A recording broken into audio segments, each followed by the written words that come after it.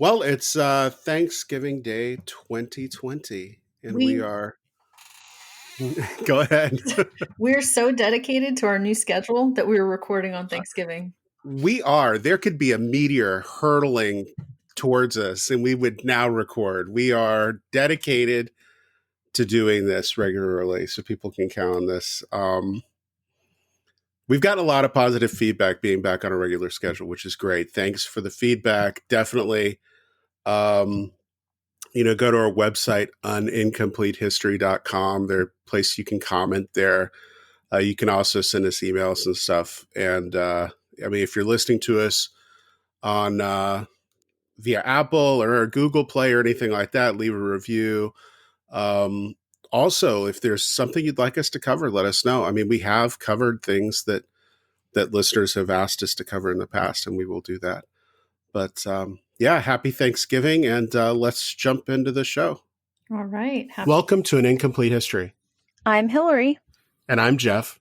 And we're your hosts for this weekly history podcast.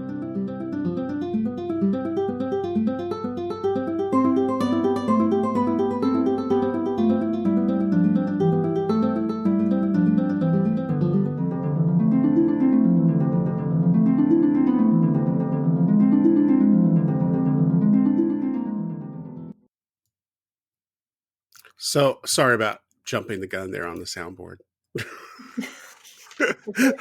I wasn't prepared. I forgot.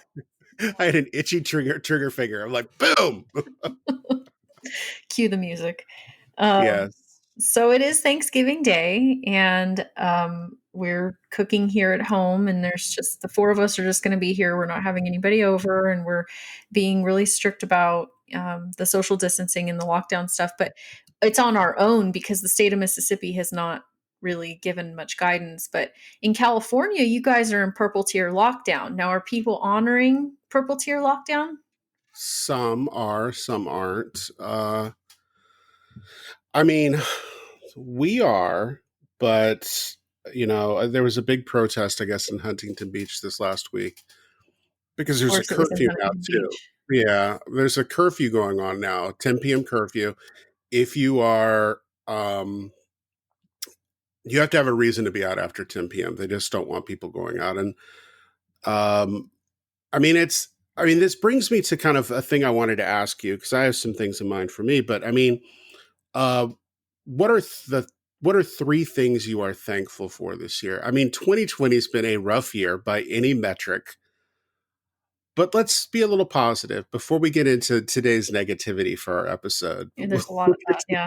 Well, the question catches me off guard, and I'm glad that it did because I didn't have time to prepare anything, and then that gives the most genuine answer, I think. But this year, my family changed a lot, and we adopted our nieces from California, and they live with us now full time. And I'm so thankful that we went through that process in order to bring them here and be a part of our family. And I'm really, really just feeling great about that on a personal level. I'm really thankful for my job. I love what I do. I love that I get to teach and talk to students every day about topics that I love.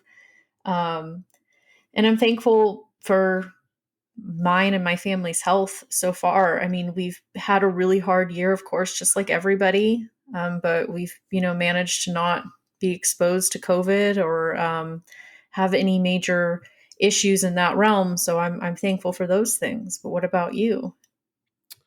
What am I thankful for? Well, so we have fortunately, I think we've been very diligent about masking and social distancing and all that stuff. So nobody in the house has gotten sick from COVID, which is good. I am thankful for that. We do have other health issues, which I just won't get into here, but I am thankful for friends and family who've kind of constantly checked on us through everything to see how we're doing, which is good.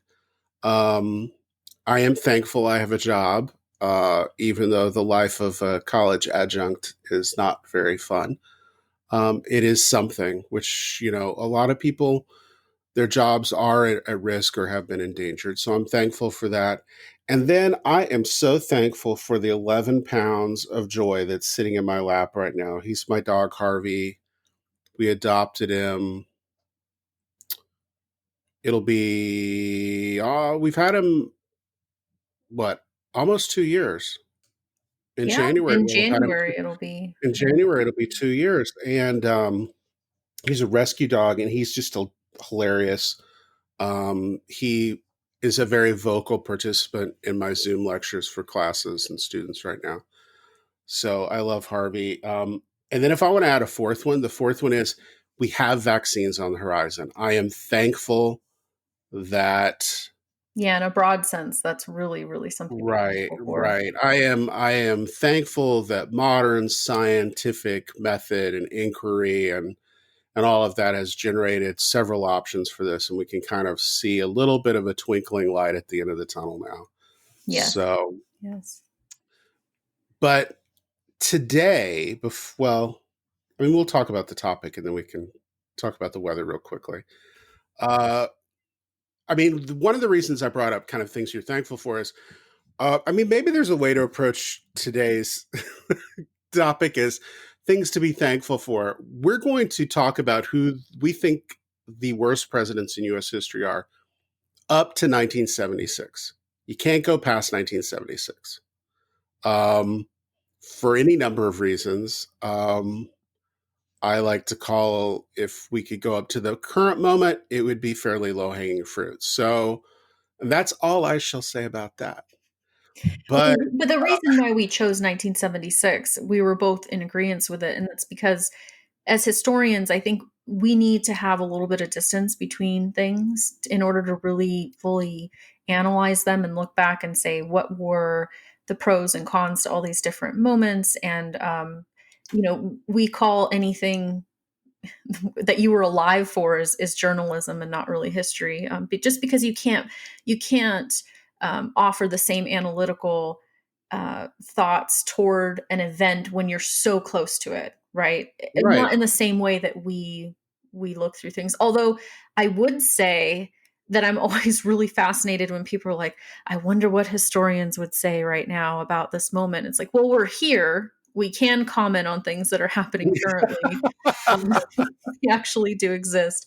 But for the purposes of what we're doing, and a lot of times in class, like I like to keep a little distance between things that are happening at the moment, and then to be able to analyze them in the ways that we do. So we chose 1976 as a good cutoff point to really look from a historical lens, and also we're 19th century U.S. historians, so we have a lot to say about 19th century U.S. presidents, right?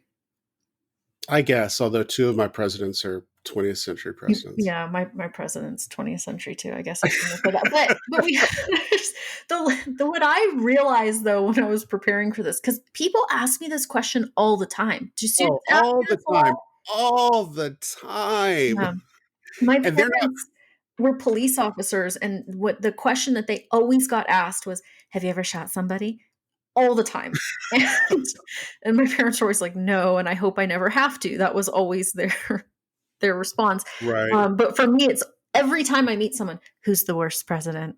Who's the worst president? And so I always have to come up with someone, and It's very Mean Girls. yeah. Like they see you sitting in the cafeteria and they come over next to you like, so who's the worst president?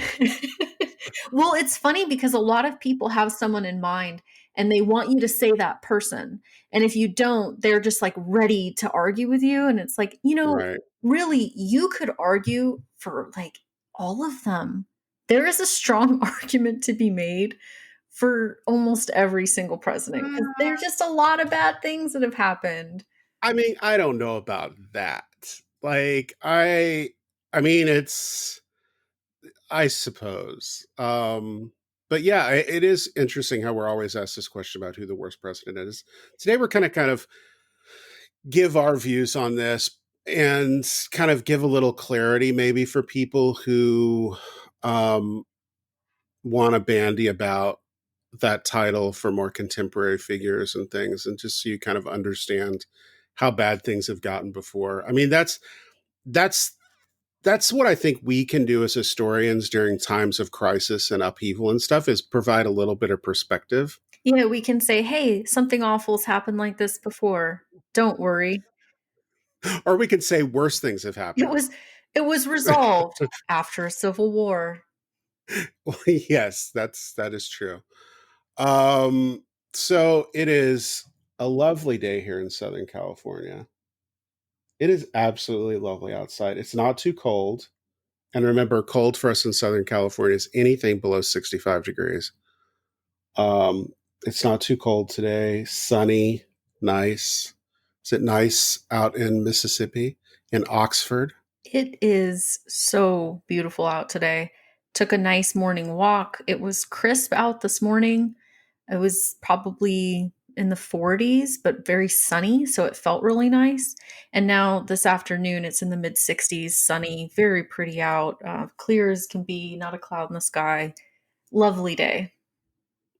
So it's a lovely day to take down the executive branch of It's a the lovely day U.S. to talk about government. horrible presidents. Yeah. All right. Well, let's. I hear somebody coming.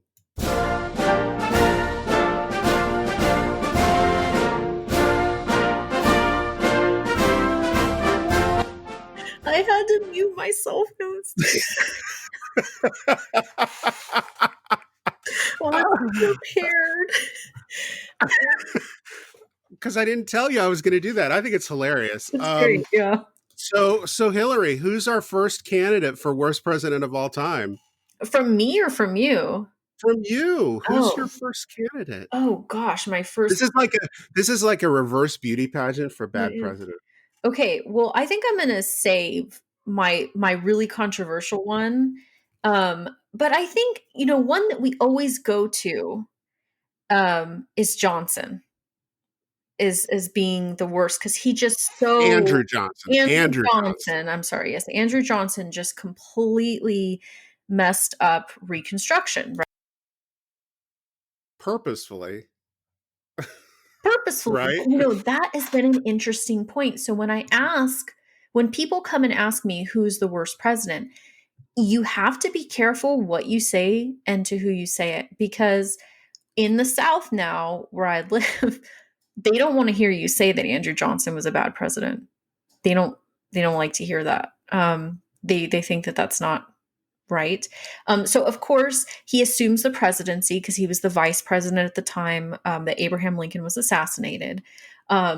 He was a Democrat running with Lincoln on the national ticket, and he wanted to have a really quick resolution to the Civil War ending, right? He wanted Mhm. just to come back together. Let's forget it ever happened. We're just going to ignore all this stuff. And he really very much was against the radical Reconstructionists that you had during the time, who wanted to implement like a radical Reconstruction, thinking like Thaddeus Stevens.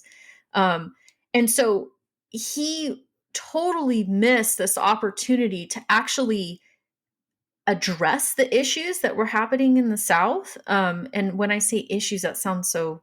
No, he had he had an opportunity to address systemic racism and slavery, and he had an opportunity to, yes, bring the nation back together, but also to curtail the South from the path that they were on toward just implementing Jim Crow and all these different things. So I think Andrew Johnson was terrible, and of course we know that he was also impeached. Right. Is See our that someone you see our go to impeachment. immediately? Well, see our impeachment episode for more about Andrew Johnson's impeachment. But here's the thing. I mean, it's yes and no, because in one way, I think Johnson is simply continuing what Lincoln had already indicated was his plan for the post Civil War U.S., which was quick reconciliation and reintegration of the South into the I nation. think Lincoln could have been swayed a little more toward a bit of a radical reconstruction, though. You don't think? I don't know. I mean, that's the thing is, I think Lincoln wanted to bring the country together so much he would have been willing to sacrifice the rights of freed, enslaved peoples at that altar. I don't know. I mean, we'll never know. I mean, this is right. This is, we'll never know what Lincoln would have done if he had not been assassinated. But on some level, I think Johnson does carry out at least part of Lincoln's vision, which was quick reintegration of the South. Um, I think Lincoln would have run afoul of the radical Republicans in Congress as well. I think they would have been dissatisfied with decisions he made. But Well, I mean, it's anybody who's radical on either end is always going to be upset with the decisions of a centrist. But right. what I would say is, I think that he could have been swayed a little bit, particularly with the surrender. Because of Yeah. the surrender, I think if that would have, it's again, it's hard to play what if, but I think after that unconditional surrender takes place, I think to rebuild the nation, I think that there could have been some sway in the direction of more of a radical approach to Reconstruction and an occupation of the South. Right. I, yeah, I mean, uh, Johnson's a smarmy guy anyway. He is this up and comer. He wants to be part of the elite in Tennessee, but he's not really. He hates the planter class, the class that owned the largest number of enslaved peoples. But at the same time, he tries to curry their favor. So he's just kind of a really gross human being, I think. Yes. Well, and that's why he was on the vice president ticket, right? He was never intended to be president, really. And he wouldn't have been, I don't think he would have been elected in just a normal election. And oftentimes, I mean, you could still make the argument now that like the vice president is someone you just kind of want to get out of the way. Is that Yeah. is that true? Yeah. I mean, generally speaking, yes. Although, as you find out with once Lincoln's assassinated, this person who was never intended to be president suddenly becomes president. Whoops. Um, but I mean, he was put in there it was a unity ticket. It was to bring Democrats on board so that, you know, moving forward, there can be a general consensus about who was supposed to lead the nation. It was also a little bit of an olive branch to people who resided either in border states or in a state like Tennessee that was under Union control by But the that's time of the exactly the problem, right? These olive branches, yeah, they're olive branches for white people, right? Like yeah, we're past olive branches when we're talking slavery. And that was always the problem was like, we're going to just kiss and make up, but we're going to ignore the actual issue here. And that is, how do we free slaves and then integrate former slaves into our society and into our economy and give them the same opportunities and education and whatever else that we offer? How are we going to do that? And they were just like, well, let's just forget it, right? Let's just keep being friends as white people. And that was always to me, the undertone issue of well, of Reconstruction in general, but the failure of Johnson. And maybe it's not fair to place it on him because he was the vice president, right? But he didn't go forward with any sort of plan that really did help. I mean, the reconciliation, I would say, it's still tenuous. I don't think that there ever has been a full reconciliation. right, right. Well, I think so. To add a little bit of academic credibility to our project here, I want to introduce in 2010 the University of London School of Advanced Study kind of polled about 50 British academics who specialize in U.S. history and politics about who they thought were the best presidents, who they thought were the worst presidents. Um, and this kind of panel of experts comes up with 5 criteria that they use to kind of judge this. So they tried to quantify it and create kind of hard data. So the 5 categories are vision and agenda setting, domestic leadership, foreign policy leadership, moral authority, and then positive historical significance of their legacy.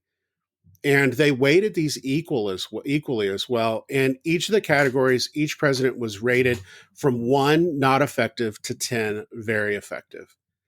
And it's an interesting thing to think of if we apply this to Johnson. So his vision and agenda setting, he has no vision, right? No, Apart because he wasn't from expected really to have a vision. Like you right. said, it was a unity ticket, and so he was just going to kind of go along to bring everybody on board. So no, he fails there. Um, foreign policy leadership, not the country's in the midst of a civil war. It's not an outward looking moment. I mean, Moral you could consider authority. foreign policy as being dealing with the South. I mean, yeah, you could. You definitely could, but I would put that under domestic leadership, I think.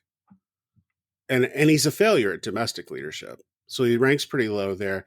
Moral authority, I mean, not high, not low, just kind of whatever. Mm-hmm. And then positive historical significance of their legacy is very low, right? Low. One of the lowest. Where does he rank on this list? Um, where does he rank on this list? I only have the ones loaded up that I wanted to talk about. I knew you were gonna. Oh, and of course now I can't find that. No, it's okay. It's okay. He's pretty low. Johnson is pretty low. But the interesting thing is this: these are British academics who study the United I States. like that. Yeah. So a lot of the things that we kind of automatically tend towards, um, he is one of the bottom five. Um, a lot of the things we kind of value, they don't necessarily put as much value in because they kind of do these five categories. But I do hear somebody else coming. So I've got a candidate for worst president in U.S. history, Let's hear and it. he's from the other side of the Civil War. Mm-hmm. So, yeah, James Buchanan from Pennsylvania, the only president from the Keystone State. Often considered the worst. The worst. The worst. The worst. Definite argument to be made there. I mean, I think if you poll most U.S. academics who Yeah. study And history and that's the politics, list I looked at. And I think it's funny, like yeah, we are asked this question all the time, but we're asked this question in a very official capacity where like they go around and ask different history departments and then they're ranked and all this. I discovered this when I was researching for this episode, but he does often rank within the top 3. yeah, Yeah. So worst, yeah. Um, I mean, here's the thing: is so why is he ranked so poorly, so low on the list? He basically does nothing to stop secession of the South. I mean, people in the South have said if Abraham Lincoln's elected in 1860, they're going to secede from the nation and blah, blah, blah. Buchanan does nothing to stop this. Buchanan backs the Supreme Court in the Dred Scott case, which basically said enslaved people aren't really people before the law. And he joins with Southern leaders to try to get Kansas admitted as a slave state. and that is at the crux of the issue where the Civil War ends up being fought and comes to this head because of the the disagreement over whether new states admitted into the Union should be admitted as slave states or not. And that has to do with representation in government, and it has to do with, the expansion of land, of course, and territory, and just what route is the country going to take? Is this country going to be a free country, or is it going to be a country that enslaves people? And on the one hand, there's people saying, no, we're trying to usher that out. That's not something we want to do. And Buchanan's like, well, let him in as a slave. It's like he sets the tone in this really awful way. And he angers, obviously, Republicans. He is a Democrat. He angers Republicans, but he also alienates Northern Democrats because Northern Democrats don't want Kansas admitted as a slave state. This is where we start to have the whole discussion of free soil, which is what the Republican Party is increasingly shifting to. But even Northern Democrats want wage labor to be kind of the focus of the country going forward. So Buchanan just doesn't help this at all. He Well, actually, ultimately, voters do say no, that Kansas is going to enter as a free state. But right, he was in support of it not, right? after a lot of violence. I mean, it's bleeding Kansas for a reason. Um, he does nothing to kind of tamp down on that violence. And what so what I find it's interesting is right before he leaves office. So this is before inauguration has changed. So this is when inauguration happens in March.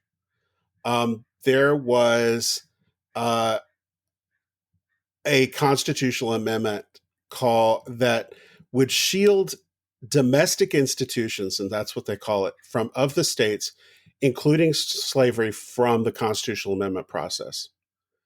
Basically, that there would be no way you could abolish things like slavery via constitutional amendment or by action by Congress. That's pretty horrifying. That is horrifying. And again, leading up to this moment of where the tension just couldn't be dissolved. Yeah, I mean, it's he does nothing to kind of help it. Now, I mean, the guy. Here's the thing: if we go back to our criteria, so his domestic leadership is non-existent. Existent. His foreign policy leadership, there's not a lot of it. He is foreign minister to Russia back earlier before he was president. Um, what is that? I mean, what's his foreign policy leadership ranking? Probably middle. He had no vision. His moral authority, I mean, here's the question: Buchanan's our only bachelor president. That's an interesting point, right? So what does that And in have to the say about his moral authority? Were you going to comment something well, there?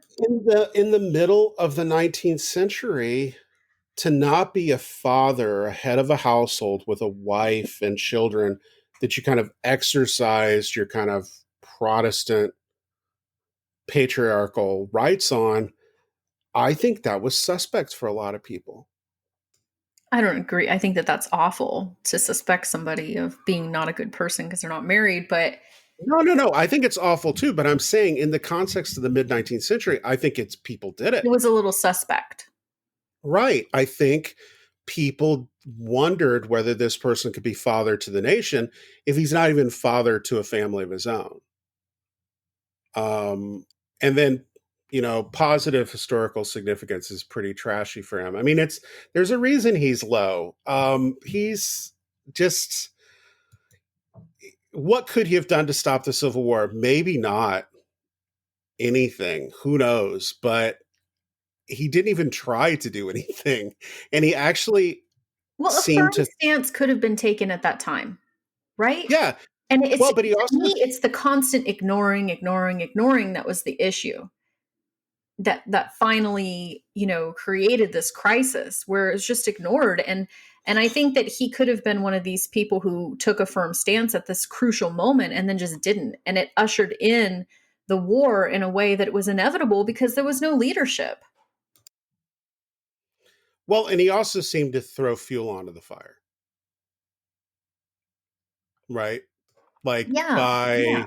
supporting that Corwin Amendment, by not intervening with keeping violence out of Kansas, but instead encouraging Kansas to be brought in as a slave state.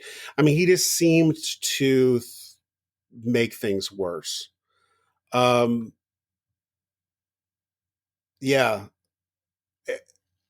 I don't know. Is he the worst president? I mean, maybe. According to a lot of Um, lists, he's always top 5. He's yeah, always he's top 5. definitely top five, but in many I've seen, he's always ranked as the worst. But Mhm, mhm. what I find interesting, though, is when he was elected, he actually pledged that he was only going to serve one term. And he actually did not run for reelection. He stepped aside for Breckinridge, his vice president. He had messed things Um, up enough, really. well, I don't know. I mean, I try to see good in everyone. Um, I don't know. He's stuck in a really crappy place. That's the problem. Like, Are you to be defending elected, James Buchanan? I don't know if I'm defending him as much as I'm saying to become president in like 1856. Oof. What a horrible, horrible. I mean, Franklin Pierce is president before you. You've got Polk before that. I mean, what an awful Polk position to be. was awful. Polk is awful as well. And then you're followed by Abraham Lincoln, a guy who regularly is in the top five of the best presidents list, Regularly number 1. regularly number one, although the British academics rank FDR number one. I have a lot to say about that. Yes, because yeah, like, but I mean, I think it is telling that our worst guy is basically the worst guy because of the things he doesn't do mostly. But see, that's exactly the point. To me, you are the worst if you're not doing something because you have been elected by people in the country to lead the country through really horrible times. And if you just kind of sit there and do nothing, of course, people are not going to look back on you kindly, particularly with something, to me, the moral stance of it, right? Where there's something so morally egregious happening and he just stands by and does nothing. And as a matter of fact, like you said, kind of throws a little bit of fuel onto the fire, but for the most part stands back. That to me is a really huge issue where, of course, I would rank somebody high as being bad because, people who, there are a lot of people, presidents who have done a lot of things that are awful, but they're doing something. Like this guy's just not, he's not doing anything. He's not taking this firm stance that needs to be taken at the moment. So no, I don't envy the president in 1856, but I do think it could have been a really pivotal moment, and it wasn't because he sat and did nothing. Okay. Well, I mean, why don't you take us then to a president who does stuff that that you Okay. believe makes him the worst? Okay. This is super controversial, and I would love to have a discussion with anybody I do not know what Instagram or I do email not know me. what Hillary's going to say right now. I think that FDR is the worst president ever. And I know that he is often ranked as the best president ever. And it blows my mind. And I got super anti FDR when I was teaching the World War II class, where it was a concentrated United States in the Second World War class. And I started the class during the Depression era, and particularly because I was talking about the Japanese invasion of Manchuria in 1931. So I start there and then I go forward. And I'm looking at US foreign policy. I'm looking at the US economy. I'm looking at all this stuff. And FDR is often applauded as like, yay, he got us out of the Depression. Number one, no, he didn't. Number two, he was a complete tyrant. This man was president for 12 years. That's no. No, no, no. You don't get to be president for 12 years. That bugs me. He was elected 4 times. He was elected in landslides, but this is at a period where we're talking about like dictators all over the world who are like, we're in charge forever. And he's doing it too. That's not even the most egregious thing, though. I cannot get over the fact that this man was turning away refugee boats of Jewish people fleeing Eastern Europe, and they're coming to the shores of the United States seeking refuge, and he turns them away. No, no, go back. And some of those people end up dying in concentration camps. Then, when we do get into the war, he has Executive Order 9066, which puts Japanese Americans in concentration camps in the United States. If there's one thing this country is about, it's about the protection of property. Whether you agree or not with how capitalistic that is, it's about protection of property. These Japanese Americans had their property stripped from them, had all of their assets stripped from them, were taken and put in the middle of nowhere in concentration camps at the direct behest of this executive order from FDR. And everyone's like, yay, best president ever. Blows my mind. I've been ranting for I don't even know how many minutes. I really don't like him. Jeff, please. Wow, there's a lot to unpack there. There's a lot of I mean, anger to unpack. let's start with like the economic thing. So I agree. Like FDR's New Deal and his second New Deal really don't stop the Great Depression. The only thing that stops the Great Depression is when we get to full employment and restricted consumer purchases during World War II. Yes, it's the war that brings back the economy. Now, I Right. will say there were some good social welfare programs that were developed during his administration, but I would argue that a lot of those have to do with allowing women into his cabinet. Right. So, Francis Perkins, yes. Secretary of Labor, right? Yeah. I'm not a very good 20th century historian. I mean, I think so. I mean, there's that he, his economic policies during the Great Depression. In fact, a lot of economic historians look at the first New Deal and say that they may actually prolong the Great Depression a little bit, some of his policies. At the same time, he is doing something which is unlike his predecessor, Herbert Hoover, who had been convinced by his kind of economic experts the best course of action was for him to do very little, that the economy would Well, eventually and correct he was itself. doing the tax cuts for the rich kind of stuff, right? Right, I mean, right, that was his approach. And there is criticism that comes at FDR from the left and the right. And the right right. criticizes FDR because there's this huge expansion of federal government power. Um, Social Security. and so, yeah, and the left likes that, but the left criticizes FDR because of his racist policies of putting Japanese people in concentration camps, etc. So he gets criticism from both sides, but the economic part is really interesting, and I wonder this list that what you said the British people came up with. How does he rank on their list? Like, what are those rankings like? I They need so they put an him argument in first. favor. So they put him number one in vision agenda setting. He does have a vision. Number one in domestic leadership Are and you number one in foreign kidding? policy leadership. But you notice how they're phrasing it. It's leadership. And this is so here's the one thing I would defend FDR about is he is good at using the new mediums of radio, which is still a pretty new medium when he becomes president, to get out there and constantly he has his fireside chats, which is basically him talking to the nation every week and kind of calming people's nerves that we will get through this. And he was present. And I think that's why so many people have so many positive associations with him is he was not a president in absentia, right? I He agree. was He not was a great speaker. People were very soothed by the fireside chats and all of that. There's no doubt. I mean, he was well liked in for a lot of reasons. I cannot get past the concentration camps.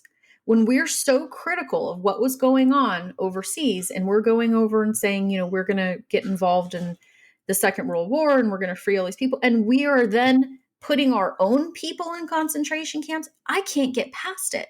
And to say that he had good domestic policy after doing that, it's one of the most disgusting things we've ever done in US history.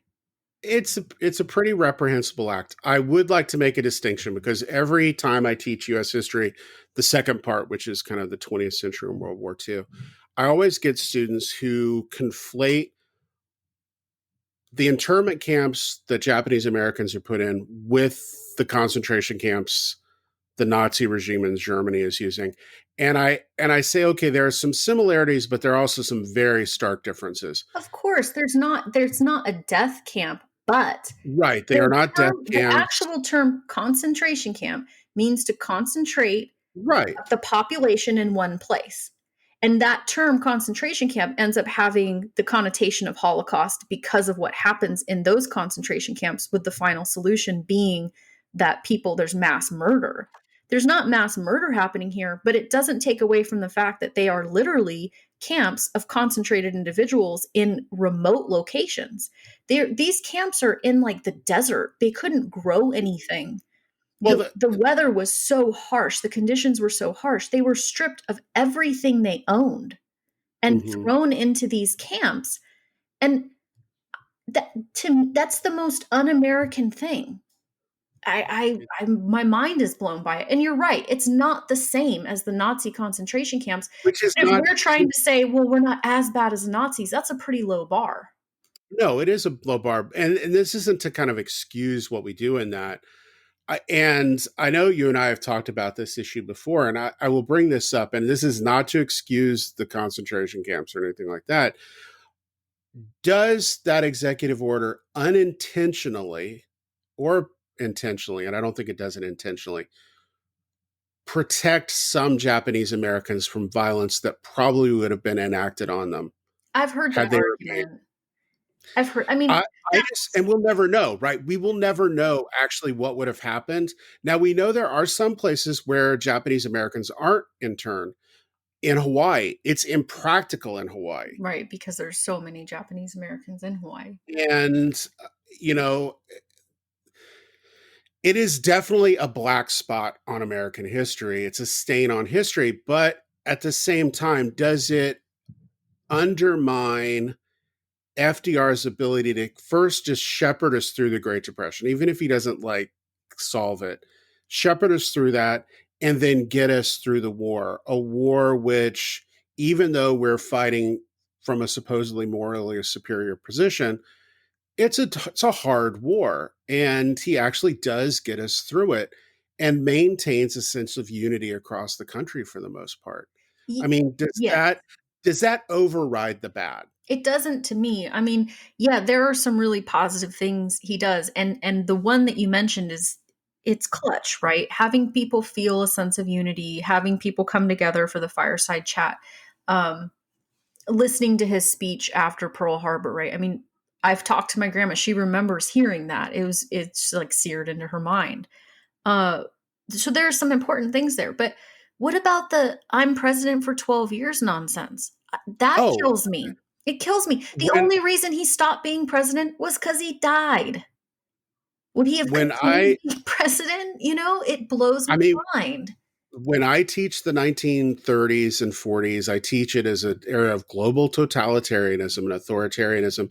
And I surprise students because I argue FDR is an authoritarian and a totalitarian, just like Churchill tries to be, just like Stalin is, just like Hitler is, just like Mussolini is, just like Franco is. He is a totalitarian leader. He's an authoritarian. I mean, you look at his executive orders, you look at the way he expects things to happen.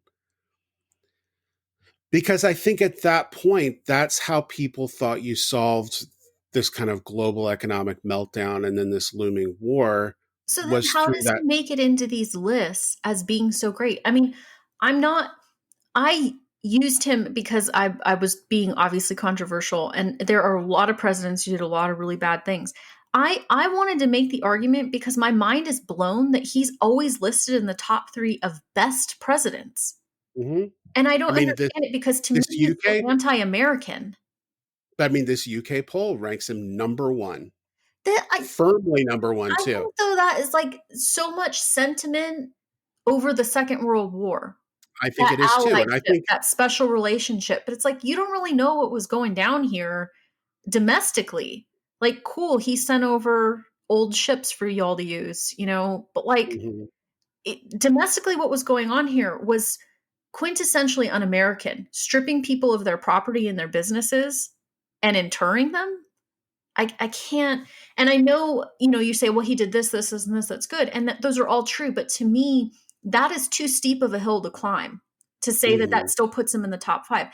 I guess if I were to really be honest about it, I wouldn't say he's the worst. I would just get so bent out of shape thinking that he gets listed as the best. It's so weird to me because, in a way, I almost feel like the best presidents are the ones we don't know much about because it's like, well, they didn't cause that much damage. mm, The maybe. ones that we know a lot about, they either did something really, really great, Emancipation Proclamation 1862, or they did something really, really bad, right? And so to me, it's like the best ones are the ones where like, well, just kind of milk toast, they didn't really do much. Mhm. Do you want me to introduce my controversial one? Go, please, I'd love to hear it. I'm very excited.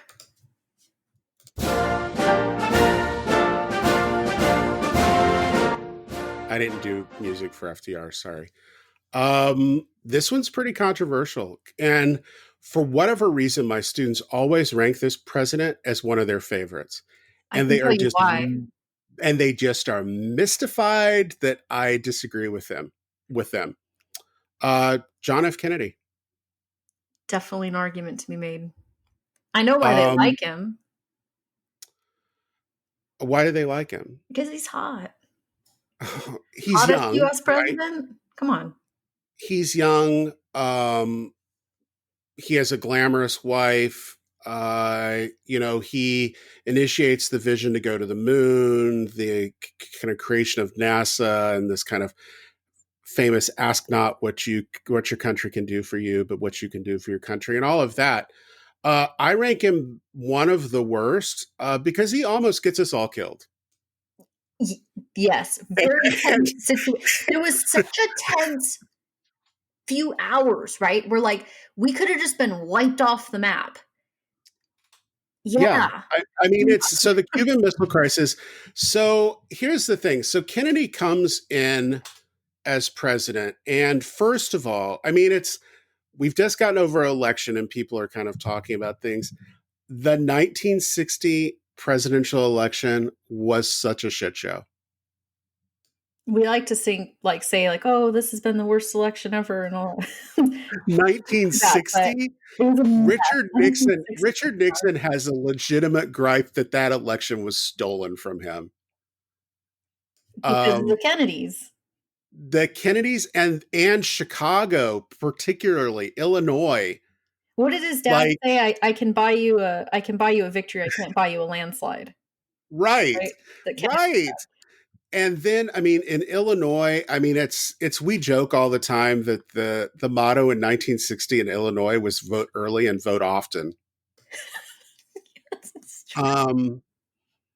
And About I mean, voter Nixon carries this grudge. I mean, there's an argument you can make that Kennedy's father stealing the election in 1960 creates the monster that is Richard Nixon.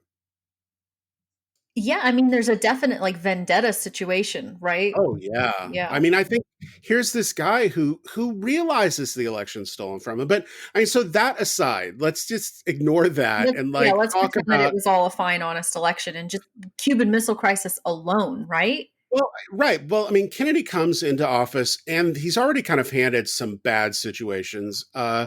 Cuba and the United States, it's very tense because there's been a kind of a communist revolution that's happened in Cuba.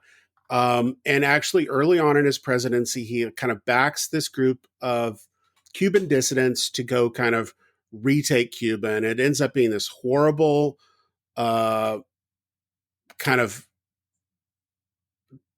tragedy of errors called the Bay of Pigs.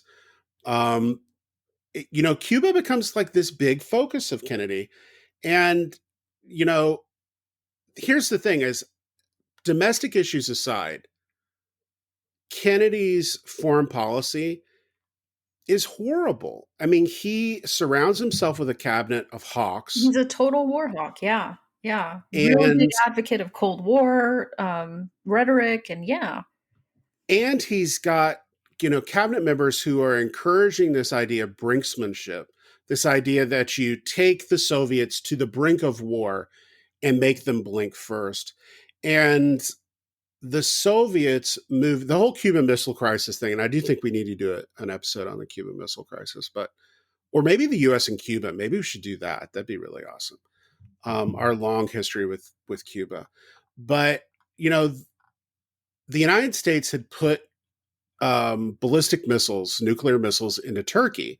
Turkey bordered the Soviet Union. And this was considered very provocative. And the Soviets respond by moving nuclear missiles into Cuba. And, Turkey adjoins Russia or the USSR. Cuba is 50 miles away from Florida, 75 miles away from Florida. And it's considered very provocative. And there's this whole thing, that's a standoff that starts to develop over this. And Kennedy's listening to all these people who are telling him, don't back down on this. You have to stand firm against the Soviets. And everything that we can see from this incident seems to indicate Kennedy's advisors were willing to push him to a war over this. Well, and that's what's interesting is he now gets applauded as well. He prevented World War III from happening. But the way I see it is he provoked World War III, the potential for World War III, and then ended up backing away from it. And so it wasn't so much that he prevented it because they're like, oh, he was really cool headed. But it's like, no, he went into it as a war hawk and as like really gung ho. I don't think that he prevented it as much as he de escalated a situation that he provoked. Well, here's the thing. So the UN, here's the key piece of evidence I use. The UN starts to intervene. So this is October of 62, because everybody globally realizes if the USSR and the United States go to nuclear war, it's the end of all of us globally. So the UN starts to get involved, and the Secretary General of the UN in kind of late October asks both parties to reverse their decisions and enter a cooling off period. Nikita Khrushchev, head of the Soviet Union, agrees. Kennedy doesn't. I mean, again, it's that brinksmanship idea. And I would argue it's actually Nikita Khrushchev realizing this is not worth ending the world over, as he turns the Soviet ships around and decides to not do this, to not pursue this. Right. Right. Because Um, they would say, oh, Kennedy had the cool head. But it's like, well, he might have had a kind of a cool head too. well, and the whole thing is Kennedy at the time is under the influence of painkillers. He had chronic conditions he had developed before the war and during the war. He was on these painkillers. We don't know how with it he was at the There were time. so many people during this time period who were on these painkillers, sleeping aids, Speed. all this stuff. S- Speed, yeah, they would have speed, and then they'd have an upper and a downer. And I mean, the way that people in this time period in the 1960s were popping pills is Mhm. insane. And we could talk about, I can have an episode on that, no doubt. But yeah, I mean, he was so many people during this time, famous people were so influenced by the drugs that they were taking to either stay awake or go to sleep or to prevent their pain that you can't even it's hard to even say like where their minds were at that time. And it's wild to think about now. Like could you imagine if your president was a drug addict Uh, well, or his son was? yeah, I mean it's so we've got that. So we've got the foreign policy stuff. Oh, there's And that. don't even get us started about Vietnam. So Kennedy could have dialed down kind of commitments we had tentatively made with the French about Vietnam, but he doesn't. He actually starts to build up. However, towards the end of his presidency, before he's assassinated, Kennedy does order with the withdrawal of 1,000 troops from Vietnam, something that Lyndon Johnson reverses pretty early in his presidency. But I mean, go domestically, and this is it sounds very crass, but John F. Kennedy does more for the civil rights movement as a result of his assassination than he does during his presidency. Well, and that's often why people are very hesitant to criticize him, right? He's assassinated. It was tragic, horrible, awful thing, right? And so people are often really like reticent to say something negative about him, but it's his assassination that sort of is that watershed moment that ushers in um, more support or movement towards civil rights. But would you say that that's why people don't really want to say anything bad about him? I think people are hesitant to say anything bad about him because of the assassination, but also because he's young, he's fairly good looking. So I made a Um, joke earlier, right? Like, oh, because he's hot. He is an attractive president and he is young. But really, one of the things to me that makes him a bad president is his womanizing. That he is far more interested in going off and having sex with every single woman he can find, including Russian spies he was bringing into the White House. That I feel that his sexual appetite was a danger to the country. And him being on these drugs and having pillow talk, I mean, that was a so constant fear. And the Secret Service would sneak him in and out of the White House and sneak women in and out and all that. I mean, I feel like he was a very dangerous person as being mhm. the leader of this country because he was a womanizer. I found that to be um, a real a real issue with him. I mean, obviously, from a gendered perspective of him just being misogynistic, but then also from a national security perspective, where him not being faithful to his wife really opened the door for a lot of problems for the country's national security. Hmm. So moral authority, you would argue he ranks really, really low. Moral authority is practically non-existent from the stealing of the election, right? First and foremost, using all this money, right? I mean, he comes from all this money. We don't talk about privilege and class and whiteness. I mean, this guy is the zenith, right? Education Never. wise, class wise, Well, family wise, and all of it. right, and ignoring the fact that his father had entertained Nazism Yeah, well, not as a ignoring it, right? solution. Yeah. Right. I mean, there's this whole mythology about JFK. I think that clouds kind of a rational, sober discussion of what did he accomplish and what did he not accomplish. And I mean, he has these meetings. He does meet with Martin Luther King Jr. Right. He does meet with him and talk with him When and kind of. arguably his brother was far more well positioned to do good, right? This is the thing. I think Bobby does a lot more good for the country, When but he also could does have a lot of continued bad. doing good, but he was also assassinated, right? So, Right. yeah. Yeah. Do you have a final one you want to bring up here? I don't have a final one. I think that's and there's so many. I've argued There's so so many many of them. points. I've argued Jackson before, and that one's really low hanging fruit too, because when we It talked is, about but Jackson in our which episode did we talk about?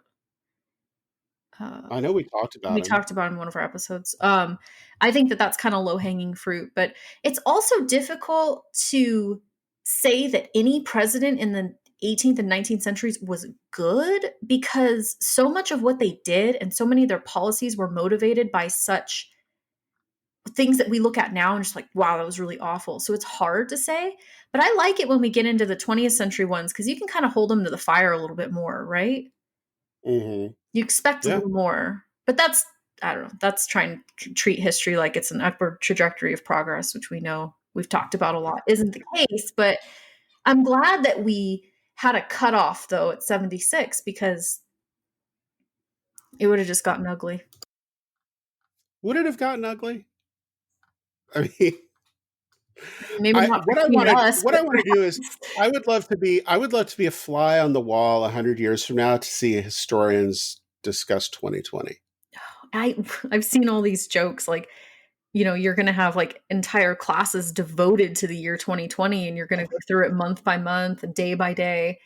I believe it. I mean, really, because that happens in certain periods. When I teach the Second World War, I mean, you can go through it month by month, and it's just like Right. this happened, this happened, this happened. You can analyze so many really significant events.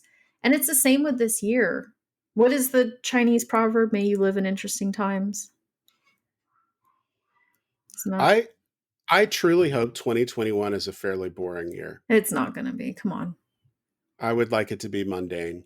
The first 6 months of it are not going to be. So I read an article in the New York Times recently, and I would recommend that everybody reads this, about the 1918 flu pandemic and what Well, happened going it's into Thanksgiving in it's 1918. interesting you talk about that. That's a great segue. That's our topic for next week, right? Yes, it is. So we're going We're to talk gonna about the pandemic in 1918 next week and talk about what it looked like, because it started in March too. And then, yeah. people are like, oh, these are unprecedented times. Well, actually, they're not. They're very precedented, as a matter of fact. So we'll talk about this next We'll week. talk about the pandemic, and I think we're going to talk about some of the legacies of the pandemic as well, like kind of how it does and doesn't change public health policy and things Spoiler like alert, there were anti-maskers in that. 1918. Oh, yes, there certainly were. And there were also people saying, you better not stop me from going home for the holidays. That's Yeah. right. That's right. I'm a special case. Yep. Well, I All hope right. everyone Well, had a happy Thanksgiving, because you'll be listening to this after Thanksgiving. But I hope yes. everyone's staying Oh, I safe. don't know. It'll be up. It'll be up tonight. Jeff, you're such a champion. Yes. Happy All Thanksgiving, right. everybody. Thank you Happy for joining us. Thanksgiving. Until next week.